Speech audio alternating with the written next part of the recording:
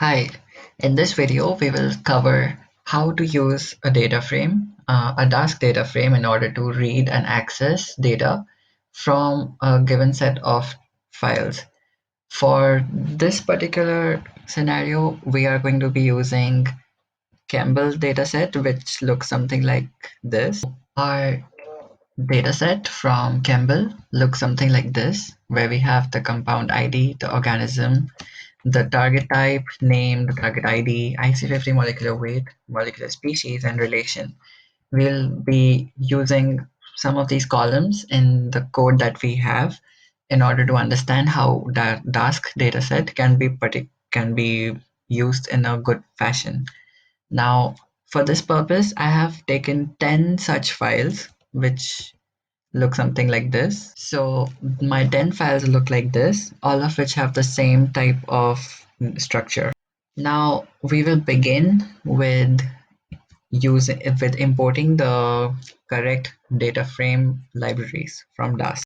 So as we know already, Dask is a large parallel data frame and it is composed of many smaller pandas data frames. So every time we read a new CSV file that is from my CHEMBL dataset, we will be making a new partition and we will be seeing that when I read this dataset. So, but you must keep that in mind.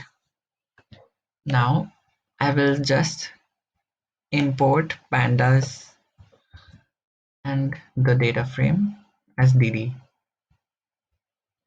With this particular line, I am reading all the CSV files into my df data frame. Now, if I do df.head, if I head will 10 values. This will be the top 10 records from the first CHEMBL file that was read. However, this particular DF carries much more information. So, for example, if I want to count the number of targets, as you can see, there are multiple targets over here, single protein, non-molecular, etc. We can use something like if target type dot value counts and compute it. So this particular function is the most important for Dask.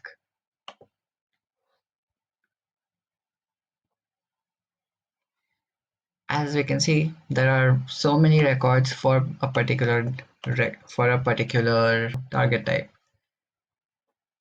Now we can also go ahead and try to find particular data records that have a specific organism and a specific target type. Of course, this can be used for any particular column. So if we want to select the data records that contain organism Homo sapiens and the target type of single proteins, we can compute this with the following code.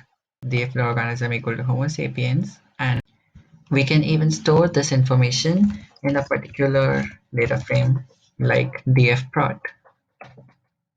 It will not display the entire table now because it will have stored in dfprot. So as you can see, it has stored in dfprot. Now we can store the number of counts of target type as well. So it will be stored inside this variable count. If I display count, you will see that all the target names, as you had seen before, over here, previously we had tried target type. Now we have many target names. So all the target names and all their frequency has been stored here.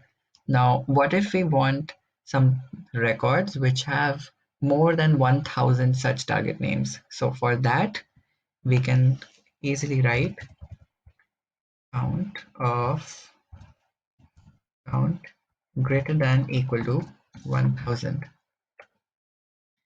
So this will give us all the records which have more than 1000 target records.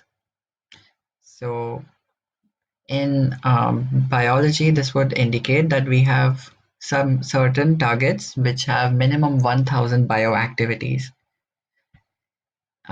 Anyway, this information can be stored in a variable, for example, T1000. Yeah, so we'll store it in T1000. Next, What if we want to assign a certain active and inactive column such that all the records with an IC50, as you can see over here, like we have an IC50 value. So if we have an IC50 value over 500, it will be considered inactive. And if it is less than 500, we will consider it active.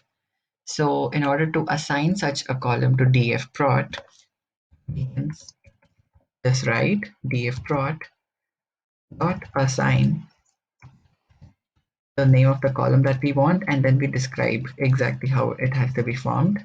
So we write dfprot IC50 less than 500. And this will assign it to dfprot, but what if we want to store this in a new data frame? So I'll just store it in df.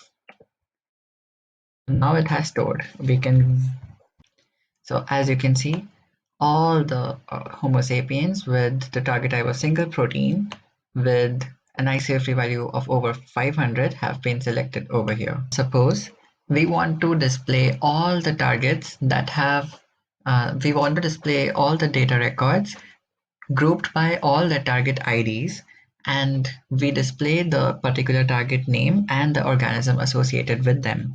For that, we can simply write the following command, which is df. We create a data frame of target name and organism, and then we group it by the target ID, and then we write dot first in order to display the first records of each grouping. So if we run it, we'll see all the target IDs with the target name and the organism.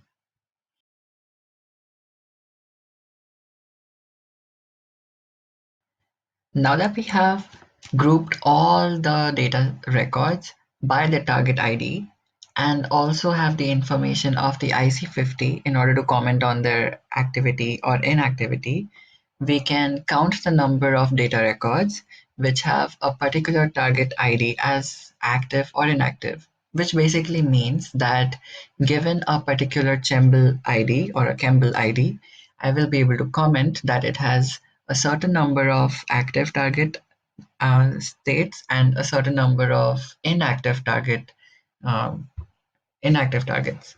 So we can do that by first of all storing this in a data variable. Let's call it target, and then we run it. So it's stored in the value target, and then we can directly call a function counts df.group by active and the target ID, which will allow us to find the number of actives per target ID. So if we run this and then we display counts dot head 5, you'll be able to see that there's like many number of false target IDs, and then there's true as well, but which we do not see here, but because of the head function. But this is the count of the inactive target IDs. So these are the numbers that are useful for us. So we can simply count them by assigning our get equal to target dot assign actives equal to 0, inactive equal to 0. These two columns. So I'm just setting 0 as the default value because when I replace them with the counts group size, it will become an easy job because both are integers. Now I can simply write